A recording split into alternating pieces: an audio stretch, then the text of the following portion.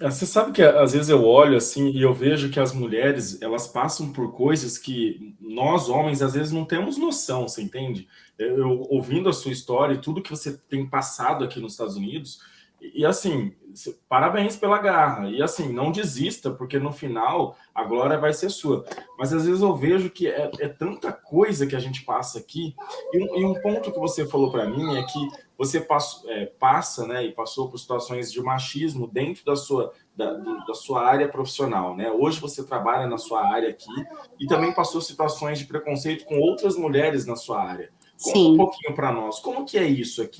Você está numa área de engenharia, né, de mecânica, né, Gerei engenharia? produção mecânica. Isso. E conta para nós, como que é isso aí? Como que foi? Sim, desde o Brasil eu sofri bastante preconceito, mas eu sempre falei muito de igual para igual. Quando eu estudava, eu comecei o meu preconceito dentro da sala de aula.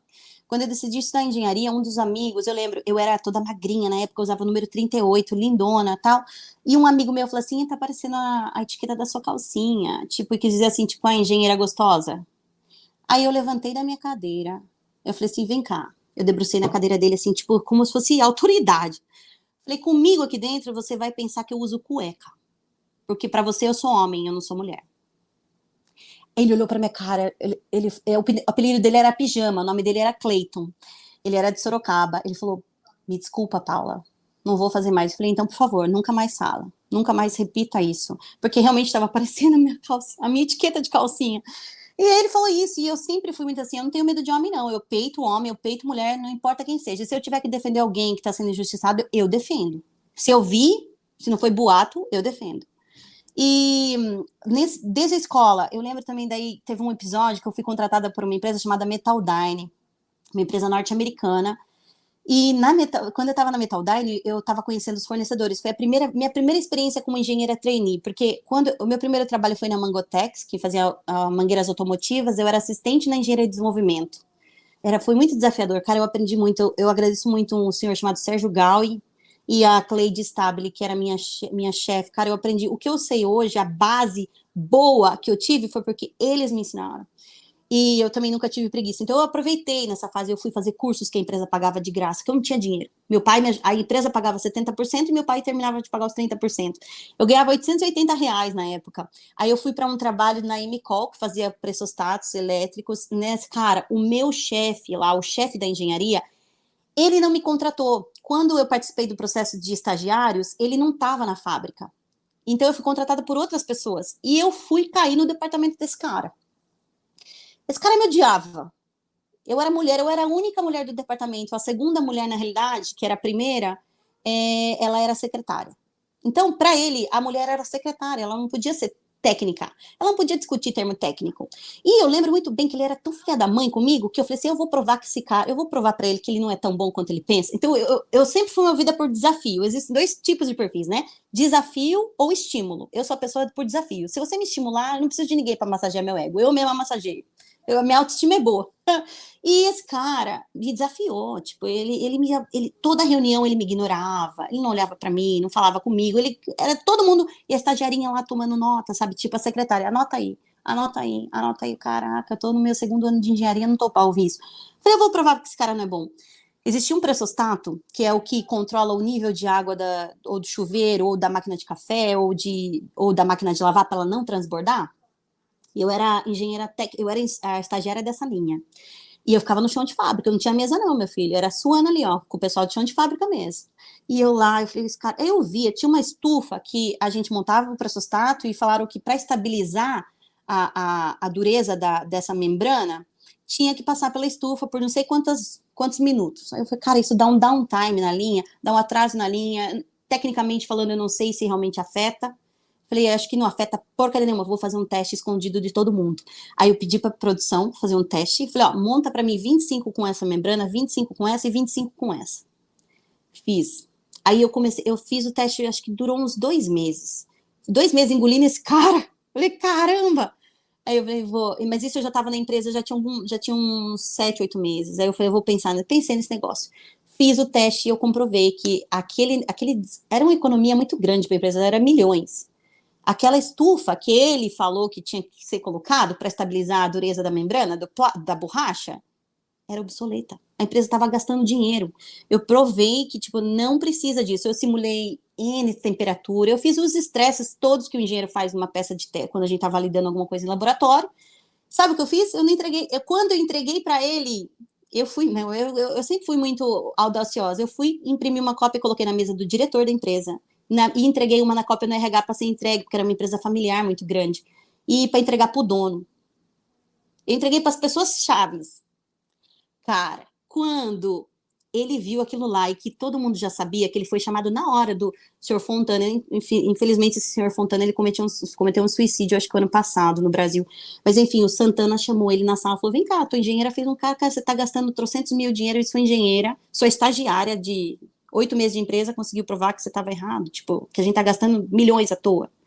Cara, na hora que ele foi na sala desse cara, e o engenheiro, que cada estagiário tem um engenheiro, que o engenheiro é responsável por esse estagiário.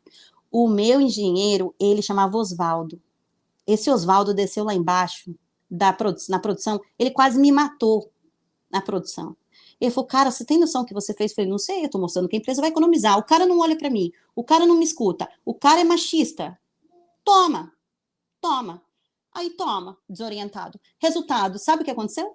Eu era estagiária, fizeram ele me registrar, eu fui efetivada com o dobro de salário do estagiário.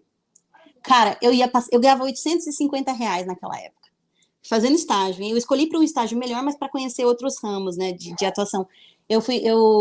Aí eu passei a ganhar R$ 1.600. Quando eu soube que eu ia ganhar mais de R$ 1.000, cara, isso era uma sexta-feira.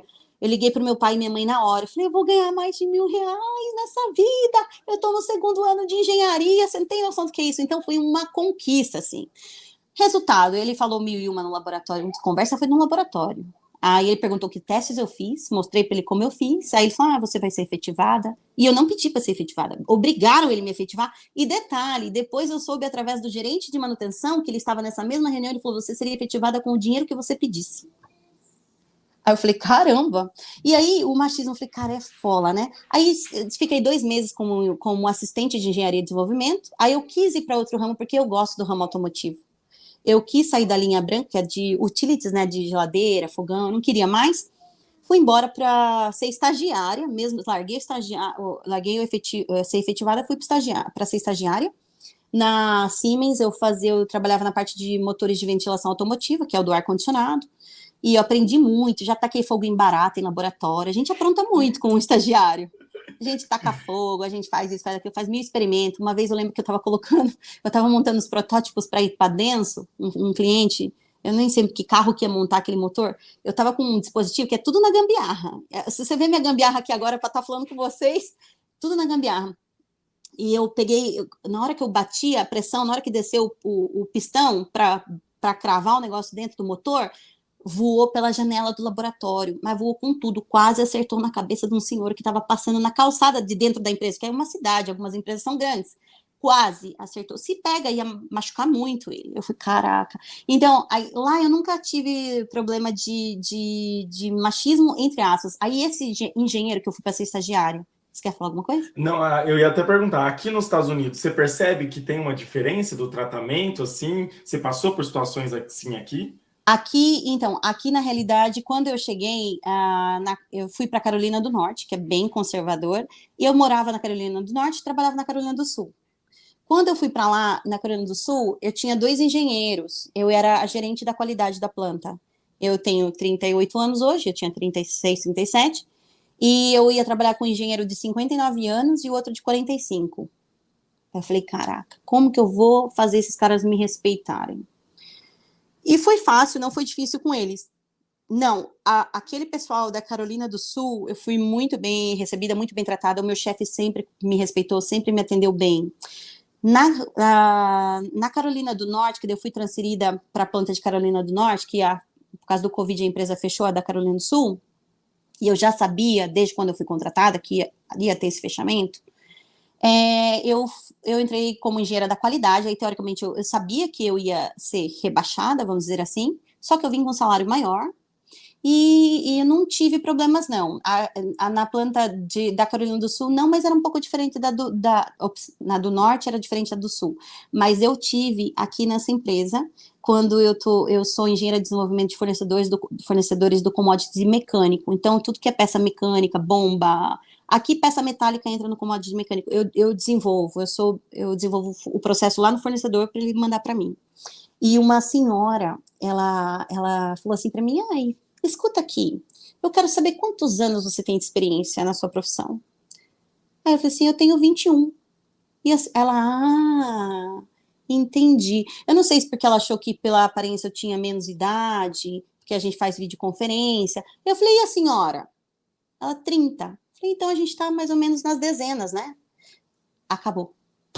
Não falou mais nada. Nada, tudo em relação técnica, ela discute comigo agora. E o que eu percebo também, a planta em si, eles respeitam muito essa empresa que eu tô, inclusive diretores, eu já tô começando a ganhar o meu espaço. Eu já percebo que ontem, por exemplo, existem algumas peças no chão de fábrica que tá para ser decidido se vai ser scrap, se vai ser teste, o que vai ser. Um diretor falou assim para mim: eu acho melhor a gente escutar o ponto de vista da Lara, que o pessoal me chama de Lara ou chama de Paula.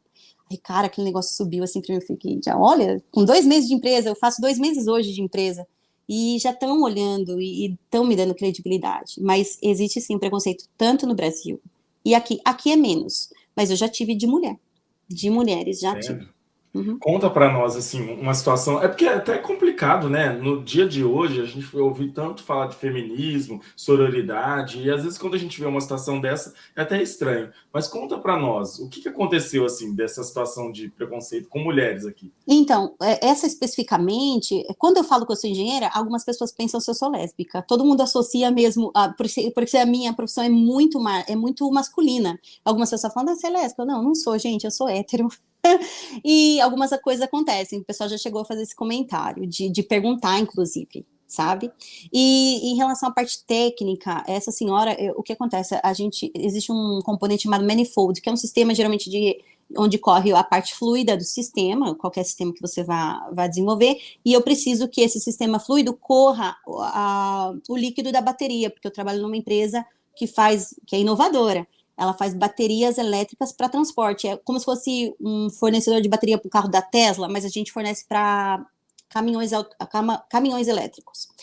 E esse sistema, ele é muito complexo, na realidade, porque você tem processo de brasagem, é um processo que envolve muita coisa técnica. Só que, assim, eu não sou especialista em brasagem, mas quando eu estou falando de um processo de brasagem, eu vou ler a bibliografia de brasagem. É como o médico, você chega com uma dor, alguma coisa, ele vai olhar de onde você está tendo a dor, ele vai olhar toda, né? Por isso tem as especialidades.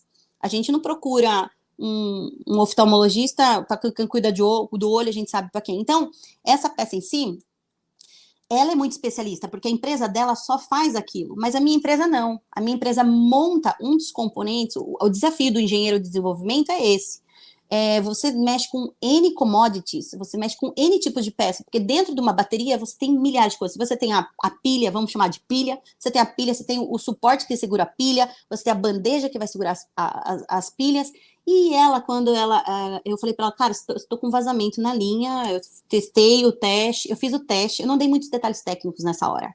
Eu falei: olha, eu tô com vazamento na linha, eu tava com pressa para sair para outro fornecedor. Eu falei: ó, quando eu voltar eu te passo mais dados, mas segue a foto aí da borbulhinha subindo aí, minha querida. Aí a mulher ligou para mim, ela falou: não, eu não acredito que seja um problema. Eu falei: cara, tudo bem se você não acredita, eu vou te passar os dados, vou passar o dado do lote, vou passar todo o dado técnico. Aí foi que ela falou para mim, quando eu cheguei, no outro dia que eu liguei para ela, que eu não consegui tratar daquilo, a gente já tinha estancado o problema, ela falou para mim: eu quero saber quanto tempo você tem de experiência, porque, tipo assim, eu não acredito que você tem tudo isso, que você não tá entendendo o que você tá falando que tá borbulhando, você esperou estabilizar a peça? Aí foi que eu dei a chapuletada. Falei: minha querida, eu apliquei tal gás, eu fiz isso, eu usei a norma tal, eu esperei tal, tal e tal. Ela falou: ai, quantos anos você tem experiência? Falei: 21, e a senhora? 30. Falei: então a gente tá nas dezenas, tá no patamar. Aí ela passou a me respeitar. Então, isso acontece muito. E passar por isso de uma mulher, eu assustei. Eu falei: caraca, uma mulher... Sabe? Eu falei: geralmente você espera de um homem, né? Eu já passei, todas as experiências que eu tive no Brasil foram de homens. Aqui eu passei com mulher, essa experiência.